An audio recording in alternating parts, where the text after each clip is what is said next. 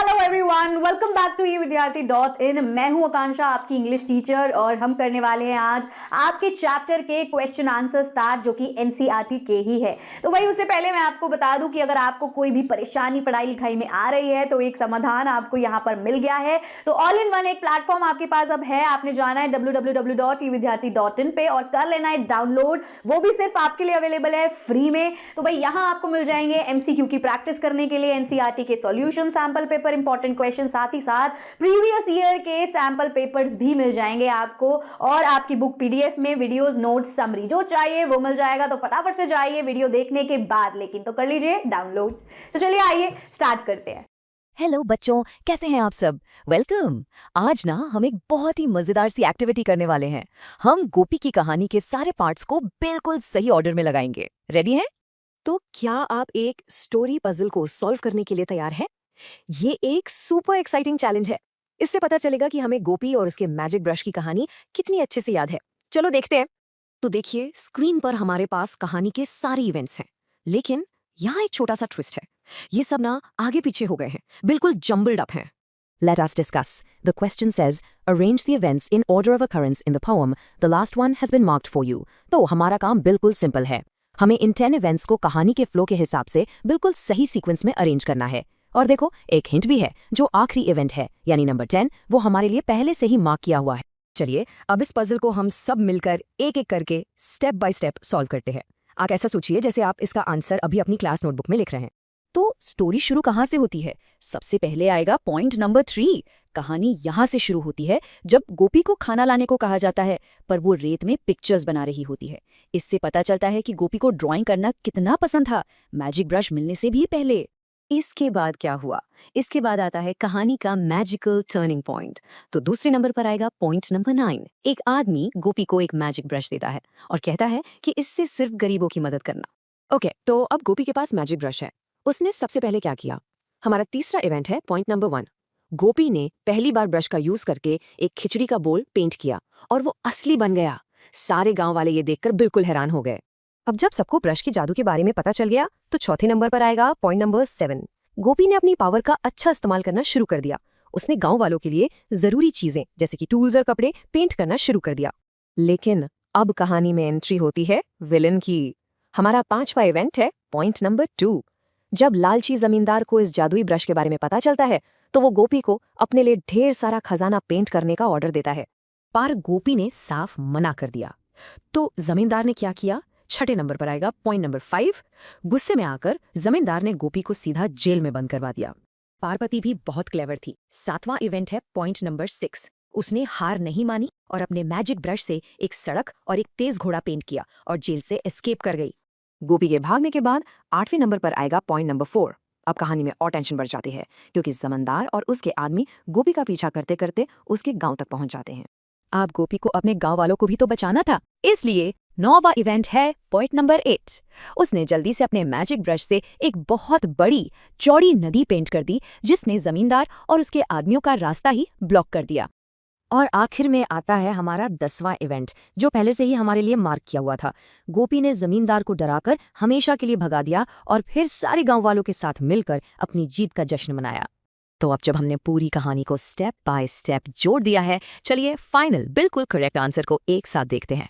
यह है गोपी की कहानी का बिल्कुल सही ऑर्डर। चलिए एक बार जल्दी से फिर से रिवाइज करते हैं। पहले गोपी रेत में ड्रॉ करती है, फिर उसे मैजिक ब्रश मिलता है। उसके बाद वो खिचड़ी पेंट करती है, फिर वो गांव वालों की मदद करती है। इसके बाद जमींदार उससे खजाना मांगता है। गोपी के मना करने पर वो उसे जेल में डाल देता है। गोपी एक घोड़ा पेंट करके भाग जाती है। जमींदार उसका पीछा करता है। गोपी एक नदी पेंट करके उसे रोक देती है और आखिर में जमींदार डरकर भाग जाता है और सब सेलिब्रेट करते हैं। बहुत बढ़िया, आप सबने ये पजल बिल्कुल सही सॉल्व किया। Great job everyone. तो चलिए शुरू करते हैं। फटाफट अपनी नोटबुक्स और पेन निकाल लीजिए। हम एक एक करके सारे क्वेश्चंस देखेंगे और हाँ, आप मेरे साथ साथ ही आंसर्स लिखते जाना, ठीक है? Let's go. ओके, तो हमारा पहला सेक्शन है एनालाइजिंग द पोएम्स टोन। चलिए आगे बढ़ते हैं और देखते हैं कि हमारा फर्स्ट क्वेश्चन क्या है। ओके बच्चों, अब स्क्रीन पर देखो। मैं पूरा क्वेश्चन इंग्लिश में पढ़ रही हूं, आप ध्यान से सुनना। Fill in the blanks by choosing the correct answer from the box given below. The options are triumphant and celebratory, tension and suspense, playful and innocent. The tone of the poem shifts throughout, reflecting the different moods of the story. Initially, the tone is 1, as Gopi uses her imagination to draw in the sand, and later, when the Zamindar enters the story, the tone shifts to 1 of 2.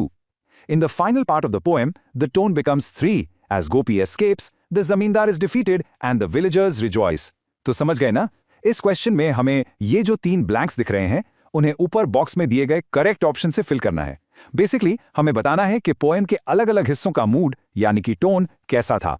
Ready हो answers के लिए? तो चलिए पहले blank को fill करते हैं। The answer is playful and innocent. फटाफट अपने नोटबुक में लिख लो। अब ये आंसर क्यों है? सोचो। ऐसा इसलिए है क्योंकि पोएम की शुरुआत में गोपी क्या कर रही थी? हाँ, बस रेत पर ड्राइंग कर रही थी। तो मूड कैसा हुआ? बिल्कुल प्लेफुल, खेलने वाला, और इनोसेंट यानी एकदम मासूम। अब बारी है सेकंड ब्लैंक की। The answer is tension and suspense. इसे भी नोट कर लीजिए। याद है ना, जैसे ही कहानी में जमींदार की एंट्री होती है, टोन एकदम से बदल जाता है, टेंशन और सस्पेंस आ जाता है। मतलब हमें थोड़ा डर और चिंता होने लगती है कि अरे अब आगे क्या होगा। और अब आते हैं आखिरी ब्लैंक पर। The final answer is triumphant and celebratory. इसे भी लिखकर सेंटेंस कंप्लीट कर लीजिए। पोएम के एंड में क्या होता है? गोपी जीत जाती है और जमींदार हार जाता है, तो मूड जीत का यानी ट्रायम्फेंट और जश्न का यानी सेलिब्रेटरी हो जाता है। सब गांव वाले मिलकर खुशियां मनाते हैं। बहुत बढ़िया। चलिए अब हम अपने नेक्स्ट सेक्शन की तरफ चलते हैं, अंडरस्टैंडिंग पोएटिक स्ट्रक्चर। अब ध्यान से सुनिए, मैं अगला क्वेश्चन पढ़ रही हूं। 3. Fill in the blanks by choosing the correct option from within the brackets. Number 1. The poem mostly follows a simple rhyme scheme, dash, which adds a rhythmic flow. Or options हैं ABCB, ABBA, ABAB. And number 2. This poem belongs to the dash poetry genre, which tells a story through verse. इसके options हैं descriptive, narrative और ballad, freestyle. तो यहाँ 2 fill in the blanks हैं। पहले में हमें पोएम की राइम स्कीम बतानी है और दूसरे में पोएम का जॉनरा यानी कि वो किस टाइप की पोएट्री है। चलिए इनके आंसर्स देखते हैं। पहले ब्लैंक का करेक्ट आंसर है 1. The poem mostly follows a simple rhyme scheme ABCB which adds a rhythmic flow. इसे लिख लीजिए। करेक्ट ऑप्शन है ABCB। इसका मतलब है कि स्टैंजा की जो सेकंड और फोर्थ लाइंस हैं वो आपस में राइम करती हैं, जिससे पोएम में एक गाने जैसा एक म्यूजिकल फ्लो आ जाता है। और अब सेकंड ब्लैंक का आंसर देखते हैं। 2. This poem belongs to the narrative और ballad poetry genre which tells a story through verse. इसे भी कंप्लीट कर लीजिए। ये तो सिंपल है ना? क्योंकि इस पोएम में एक पूरी स्टोरी, एक कहानी बताई गई है, इसीलिए इसे हम एक नैरेटिव पोएम या बैलेड कहते हैं। Excellent work, everyone. Finding literary devices. Okay, let's look at the next question. IV. 1. The poem is rich in imagery, creating clear pictures in the reader's mind. For example, dash dash dash. तो इस question में हमें imagery का एक example poem से उठाकर लिखना है। इमेजरी का मतलब होता है ऐसे वर्ड्स जिनको पढ़कर हमारे माइंड में एकदम क्लियर पिक्चर बन जाती है। तो इसका बेस्ट एग्जाम्पल है that night the zamindar lies in bed dreaming of his gold while Gopi paints a winding road, a horse both strong and bold. आप इन लाइंस को अपने आंसर में लिख सकते हैं। इन्हें पढ़ते ही हमारे दिमाग में पूरा सीन आ जाता है ना? एक तरफ जमींदार अपने सोने के सपने देख रहा है और दूसरी तरफ गोपी एक घोड़ा और एक सड़क बना रही है। यही तो इमेजरी का कमाल है। चलिए अब इस सेक्शन का सेकंड पार्ट देखते हैं। The question is IV2. What is the effect of repetition in the line on you and you and you? यहां हमसे पूछा गया है कि जब इस लाइन में एंड यू को बार बार रिपीट किया जाता है तो उसका क्या अफेक्ट यानी असर पड़ता है। इसका आंसर है the repetition creates a sense of urgency and fear, making the threat sound stronger and more frightening to the zamindar and his men. देखो, जब गोपी एंड यू रिपीट करती है तो उससे एक अर्जेंसी मतलब जल्दी और डर का माहौल बन जाता है। ओके, सो हमारा पहला सेक्शन है पोएम के सिंबल्स की मैचिंग के बारे में। Let's see the question. V. Match the phrases from the poem in column 1 with what they symbolize in column 2.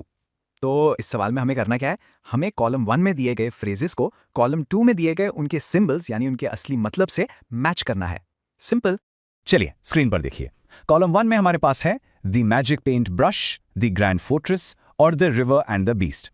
अब आप ध्यान से सोचिए कि कॉलम 2 में इनके सही सिंबल्स, इनके सही मतलब कौन से होंगे। थोड़ा सा टाइम लीजिए, सोचिए आराम से। ठीक है, चलिए अब सही आंसर्स चेक करते हैं। Number 1, the magic paint brush matches with 3, the power of art and imagination to change the world. Number 2, the grand fortress matches with 1, greed and the desire for wealth. और number 3, the river and the beast matches with 2, barriers to protect Gopi from the zamindar's anger. Well done जिन्होंने सही सोचा था। आप जल्दी से correct answers अपनी notebook में नोट कर लीजिए। तो चलिए अब ये समझते हैं कि आखिर ये मैचेस सही क्यों हैं। सबसे पहला है द मैजिक पेंट ब्रश। ये गोपी की आर्ट और उसकी इमेजिनेशन की पावर को दिखाता है, जिससे उसे यूज करके उसने पूरी दुनिया बदल दी और लोगों की मदद की। Next the grand fortress.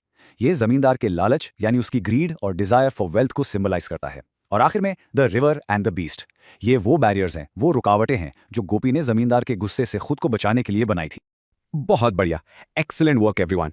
चलिए अब अपने नेक्स्ट क्वेश्चन की तरफ बढ़ते हैं। Identify whether the following statement is true or false. While Gopi uses the magic brush to help others, the Zamindar wants to use it for personal gain. This contrast drives the moral of the story. तो इस question में आपको बस इतना बताना है कि ये जो स्टेटमेंट स्क्रीन पर है वो ट्रू है या फिर फॉल्स है, मतलब सही है या गलत। और इसका करेक्ट आंसर है ट्रू। जी हाँ, बिल्कुल सही, ये स्टेटमेंट एकदम करेक्ट है। Answer? True. Gopi uses the magic brush selflessly to help the poor, while the zamindar wants it for greed and power. This contrast clearly shows the moral of the story. तो इसका मतलब क्या हुआ? इसका मतलब यह है कि गोपी ने मैजिक ब्रश को सेल्फलेसली यूज किया, यानी बिना अपने बारे में सोचे, सिर्फ गरीबों की मदद करने के लिए। लेकिन जमींदार उसे अपनी ग्रीड यानी लालच और पावर के लिए चाहता है, जिसे हम कहते हैं पर्सनल गेन। और यही कॉन्ट्रास्ट यानी इन दोनों के बीच का जो बड़ा सा फर्क है, हमें इस स्टोरी का मॉरल यानी सीख सिखाता है। ये स्लाइड देखिए, इससे बात और भी क्लियर हो जाएगी। एक तरफ है गोपी जो ब्रश को यूज करता है टू हेल्प द पुअर यानी गरीबों की मदद करने के लिए, और दूसरी तरफ है जमींदार जो उसे पर्सनल गेन के लिए यानी अपने खुद के फायदे के लिए चाहता है। यही तो इस कहानी का सबसे बड़ा मॉरल है। और ये सब कुछ उस एक मैजिक ब्रश की पावर की वजह से हुआ, जिसने दोनों कैरेक्टर्स का असली नेचर, उनका असली स्वभाव हम सबके सामने लाकर रख दिया।